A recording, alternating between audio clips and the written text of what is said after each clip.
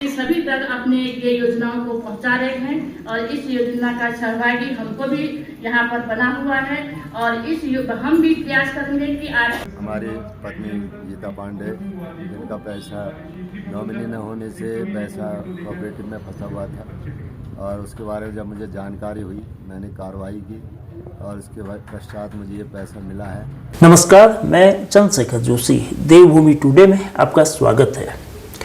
10,717 bank खाते, 409,43,000 रुपये, ये आंकड़े चंपावत जिले के हैं।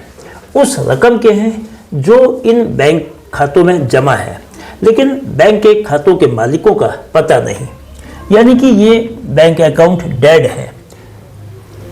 ये खबर सीधे आपके लिए है, आपकी जेब से जुड़ी हो सकती है, आपके या आपके परिवार के किसी ऐसे सदस्य के बैंक खाते से संबंधित हो सकती है जिनका अकाउंट निष्क्रिय यानी डेड हो गया हो। तो ऐसे ही खाता धारकों की पहचान करने के लिए देश का केंद्रीय बैंक भारतीय रिजर्व बैंक प्रयास कर रहा है। देश भर में ये मुहिम चल रही है। यह अभियान चंपावत जिले में भी चलाया गया। बैंक के अधिकारियों ने कल 19 दिसंबर को आयोजित कैंप में लोगों को जागरूक किया। वैसे उत्तराखंड के 13 जिलों में चंपावत आखिरी जिला था जिसमें ये अभियान चलाया गया। पहले चरण का ये अभियान इस साल के आखिरी दिन यानी कि 31 दिसंबर तक चलेगा। अभियान में क्या हुआ, क्या कहते हैं भारतीय स्टेट बैंक के पिथौरागढ़ चंपावत के क्षेत्रीय प्रबंधक कवि जी। अगर कोई खाता बैंक में खुला और 10 साल या उससे ज़्यादा अगर उस खाते में कोई ट्रांजैक्शन नहीं हुआ तो उस खाते का जो पैसा होता है वो रिजर्व बैंक के एक अकाउंट में चला जाता है जिसको हम लोग डेफ अकाउंट बोलते हैं। अब वो पैसा तो उस खाता धारक का ही है, तो इस तरह का करीब 78,000 करोड़ आज की डेट में पूरे देश भर का पैसा जो है वो रिजर्व बैंक के पास है। ये हमारी सरकार ने एक कदम उठाया है कि ये सारा पैसा हम लोग वापस करें खाता धारक को, और अक्टूबर में ये कार्यक्रम शुरू हुआ है और इसके लिए हर जगह जागरूकता के लिए इस तरह के कार्यक्रम हम लोग ऑर्गेनाइज कर रहे हैं।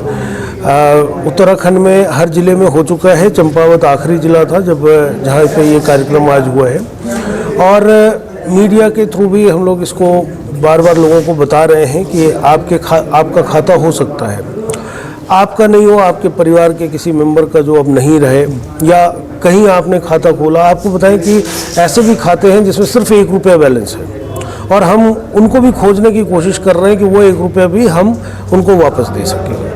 तो ये कार्यक्रम बहुत बृहद स्तर पर चल रहा है। आरबीआई का एक पोर्टल है जिसमें कि ये जानकारी मिल सकती है कि आपका खाता है या नहीं है। बहुत लोग पोर्टल यूज़ करना नहीं जानते हैं और ख़ासकर गांव के लोग जो हैं, तो हम अपने कार्यक्रम में भी यही कहते हैं कि आप एक बार बैंक जाकर पता करें कि क्या आपके नाम से कोई खाता, हर ब्रांच में उनके खाताधारकों की लिस्ट है, तो वो चेक करना बड़ा आसान हो जाएगा कि हाँ भाई इनका नाम है या नहीं है। और अगर वो ऐसा कोई खाताधारक है तो बैंक आपको पूरी मदद करेगा कि आपका पैसा वापस किया जा सके। भूले बिसरे रुपयों को उनके मालिकों या वारिसों तक पहुंचाने का देश के केंद्रीय बैंक के इस अभियान का नाम है आपकी पूंजी आपका अधिकार। लेकिन ये काम आसान कतई नहीं है। तो बैंक कैसे ये काम कर रहा है, पुराने खातेदारों तक कैसे पहुंच रहा है? देखिए, ये दोनों तरफ से चल रहा है। हम तो खाता धारकों तक ये सूचना पहुंचा रहे हैं, लेकिन उसी टाइम पे हम एक काम और कर रहे हैं कि हम खाता धारकों को अप्रोच कर रहे हैं। अब हमारे साथ दिक्कत क्या हो रही है कि ये खाते आज से 20-25 साल पहले खुले गए थे जिसमें कि पूरा नाम पता नहीं है, तो हमें उन खाता धारकों तक पहुंचने में बहुत दिक्कत हो रही है। लेकिन आपको हम बताएं कि अगर हम स्टेट बैंक की बात करें तो हम लोग करीब 37 लाख रुपए, चंपावत जिले की बात कर रहे हैं हम, तो करीब 37 लाख रुपए हम लोग वापस कर चुके हैं अभी तक, और वो सिर्फ और सिर्फ हमारी तरफ से प्रयास पे। बहुत कम लोग अभी भी खुद चलकर आए हैं। हमारे पास जो लिस्ट है, हमारे पास जो जानकारी है, उसके माध्यम से हम जितना खोज पा रहे हैं उसके हिसाब से हम लोग कोशिश कर रहे हैं। लेकिन जनता की तरफ से ये इनिशिएटिव अभी भी, जागरूकता कह लीजिए या सूचना नहीं पहुंची है कि यह लोगों को याद भी नहीं है कि उनका खाता था खुला हुआ और अब वो नहीं यूज़ कर रहे हैं। तो ये दोनों तरफ से प्रयास करना पड़ेगा। हम अपनी तरफ से कर रहे हैं और दूसरे जागरूकता फैला रहे हैं ताकि लोग हमारे पास आए। बैंक के खाते खासे पुराने हैं, 20-20 साल और उससे भी पुराने। खाता धारक जीवित नहीं और आवेदन करते समय नॉमिनी भी दर्ज नहीं। तो क्या कागजात लाने होंगे, कौन से दस्तावेज दिखाने होंगे, क्या क्या प्रक्रियाएं पूरी करनी होंगी? इसमें दो तरह की चीज़ें हैं। अगर खाता उनका ही है और वो भूल कर चले गए हैं आज तक, तो उस केस में उनको अपना आधार कार्ड और उतना ही काफ़ी है। आधार कार्ड लेकर आए और अगर उनके पास पासबुक है तो पासबुक लेकर आ जाए, नहीं पासबुक है उस केस में भी हम पूरी मदद करेंगे कि वो कर दें। अगर खाता किसी उनके पूर्वज का है, परिवार के सदस्य का है जो कि अब नहीं रहे, उस केस में ये निर्भर करता है कि कितना पैसा उसमें रखा हुआ है, ठीक है, और उसमें फिर वारिसान देना पड़ेगा या मान लीजिए कि वही कितना अमाउंट है उस पर डिपेंड करता है। वारिसान की भी कभी कभी ज़रूरत नहीं पड़ती है। तो वो हम लोग बैंक अगर आप पहुंच जाए तो हम लोग पूरी मदद करते हैं। नॉमिनी है तब तो बहुत आसान प्रक्रिया है ना। नॉमिनी अपना आधार कार्ड लेकर आ जाए और डेथ सर्टिफिकेट लेकर आ जाए, वो उतना ही काफ़ी है। दोनों जिले अगर हम मिला दें तो भारतीय स्टेट बैंक की करीब 44 ब्रांचेज हैं। हमारे पास करीब 39,000 अकाउंट हैं, 39,000 अकाउंट है, जिसमें 10,000 चंपावत में है, बाकी हमारे वहाँ है। तो ये केवल भारतीय स्टेट बैंक की बात कर रहे हैं। ये फेज़ ये नहीं है, ये कंटिन्यूस प्रोसेस है, कंटिन्यूस प्रोसेस है।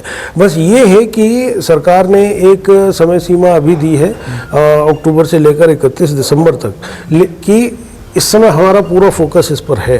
लेकिन इसका ये मतलब नहीं है, देखिए सबसे बड़ी बात ये है कि पहली बार इस तरफ ध्यान दिया गया और इन पैसों को वापस करने की एक सोच आई है, ठीक है। तो अब देखिए उसको निकाला गया, हमारे पास लिस्ट भेजी गई, आज की डेट में हम आपको बता पा रहे हैं कि इतने खाते हैं।